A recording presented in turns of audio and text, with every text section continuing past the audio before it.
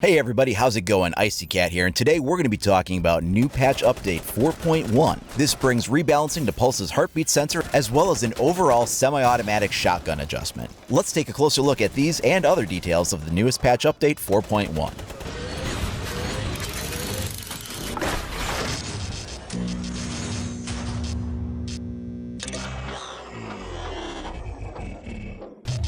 Patch 4.1 goes live on all platforms, both console and PC, Thursday, August 25th. This deploys in the same month that Skull Rain drops, so we are actually having two major updates to the game in the same month. This is completely separate from the September patch update, which will still be coming in a couple of weeks. Let's start with the biggest change that's coming with this update, and that is Pulse is being rebalanced. They've reduced his range and he can no longer quick swap. They say this is all based on community feedback because a lot of people were upset. They felt that the changes to Pulse wound up making him a little bit overpowered. So now his detection range has been shorted from the current 13 meters down to 9 meters.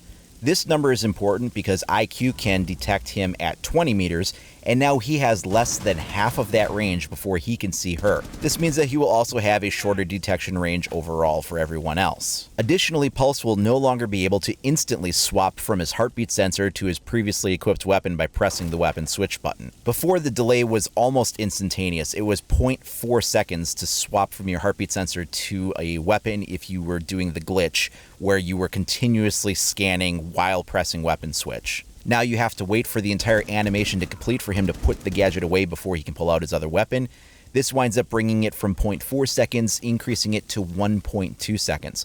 That doesn't sound like a lot, but it actually is. Will create situations where you scan a target, and by the time you've got your weapon out, you might have to account for the fact that they could actually be in a different position now, especially if they're sprinting. Another big change coming is that semi-auto shotgun balancing has occurred. The semi-automatic shotguns will be getting a few tweaks to make them less powerful at longer range.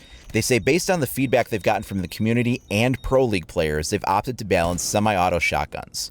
They'll be reducing the short range and medium range raw damage by approximately 25 to 30%. Both hipfire and ADS will be making their cones of dispersion wider by 1.5 degrees, which is approximately 10% more than the previous state. This means that there will be a less concentrated dispersion of pellets.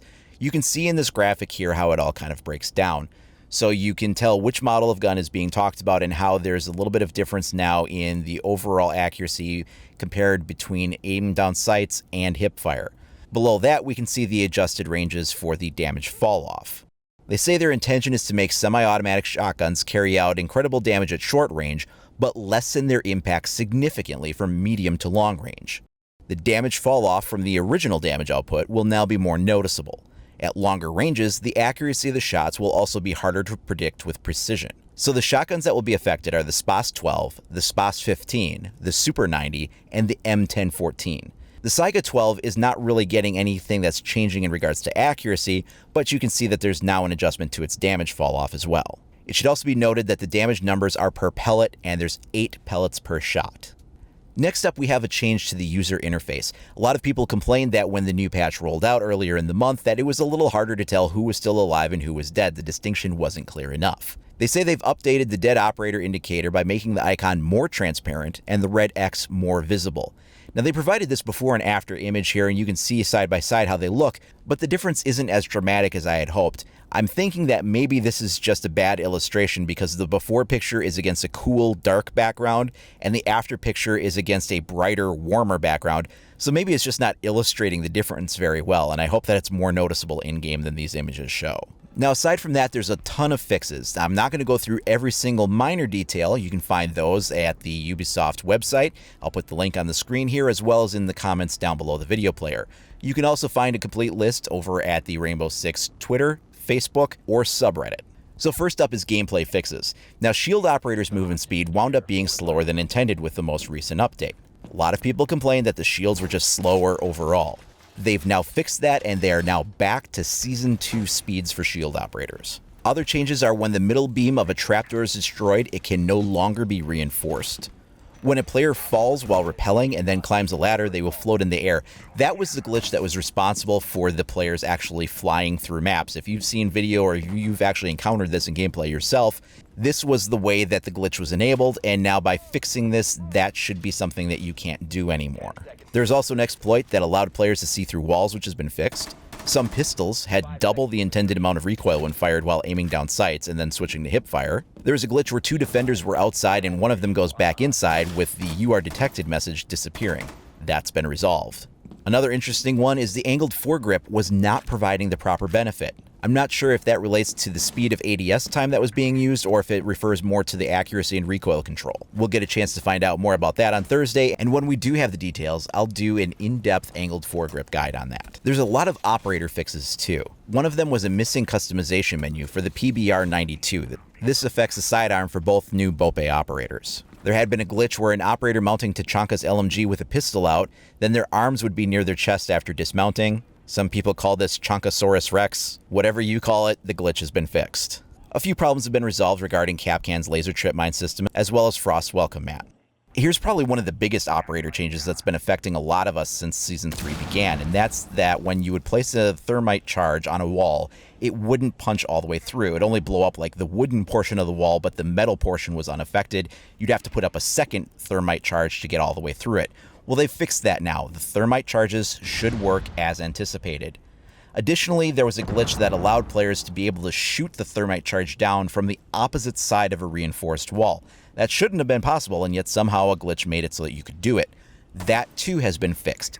Thermite charges should now work the way they're supposed to. And some people have kind of ripped on their QA testing for this, but really when you change some things in a game, other things can wind up being affected that you wouldn't really think that could be. This is something that isn't apparent, and if you're testing the game, it's just something that would not necessarily come up when you have a couple of hundred testers or something. Once the game goes out into the wild, then you have hundreds of thousands of people playing the game, or millions, or whatever the case may be, and these things wind up coming up. Regardless of the QA testing being used or the fact that new fixes introduce new glitches, you've got to hand it to them that Skull Rain only came out a little over 3 weeks ago, and they're already pushing out a patch to address this within weeks. They're not waiting for the September patch to come around. They fixed it right away as soon as they could.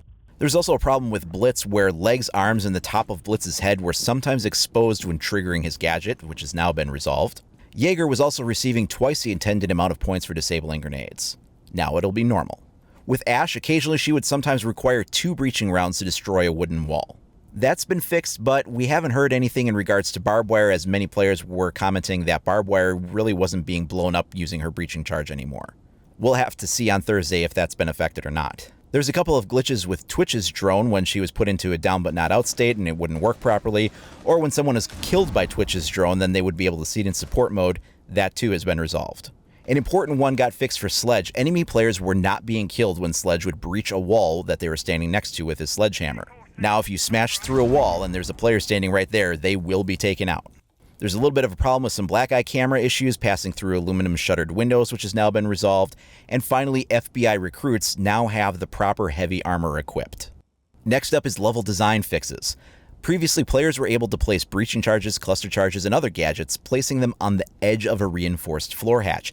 So even though a hatch may have had a reinforced panel on it, if you placed it exactly on that little rim around the hatch, you could still place it. They took care of that, so now a reinforced hatch will stop these things as it's supposed to do. A couple of spawn killing positions have also been adjusted in some of the maps to make that less likely. There have been a few other things like vaulting positions or being able to get stuck in certain positions and see through walls and things like that that have also been resolved. Also, for bomb defusal mode on Bank, the B locker's bomb zone was not covering the entire room. It was making planting the diffuser in certain sections a little bit tricky, and they've adjusted that so that works the way it's supposed to. Under player experience fixes, there were several game crashes that were occurring more frequently since Season 3. They're not specifying which ones or how they've been addressed, only that they've kind of reduced the frequency with which some of these errors should be occurring. Another one some people were experiencing was Capito's Iron Mask headgear was not unlocking even after they would purchase it. Now this should function as intended. If you did have that problem, if you spent some kind of currency on the Iron Mask headgear, you didn't get it, go ahead and contact Ubisoft technical support. They should be able to help you get that all squared away.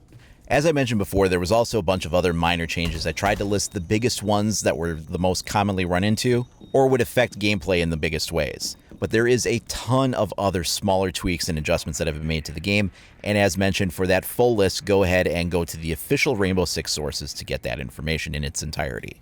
Now, if you're wondering where your favorite operator buff, or maybe why they didn't change a certain element of a map or a weapon that you were hoping to see, just remember that patch 4.1 is actually the second update within the month of August, the first one being the Skull Rain title update earlier in the month. So we got 2 patches in the same month. This is not the normal mid-month patch. This was done to address some issues that cropped up, both from the community feedback in regards to Pulse being overpowered and shotgun balancing, and to also take care of some of the issues that were major problems like Thermite not working properly, which was kind of game-breaking. So in a few weeks, we will still be getting our September mid-month update. That's where you're going to see those bigger changes. What do you hope to see for that next patch update? Let me know in the comments down below. Now, if you haven't already, please make sure to like and subscribe so you stay up to date on all the latest news, tips, tricks, walkthroughs, reviews, and more for Rainbow Six Siege. You can also follow me over at IcyCat25 on either Facebook or Twitter. Thanks a lot for watching, everybody. We'll see you next time.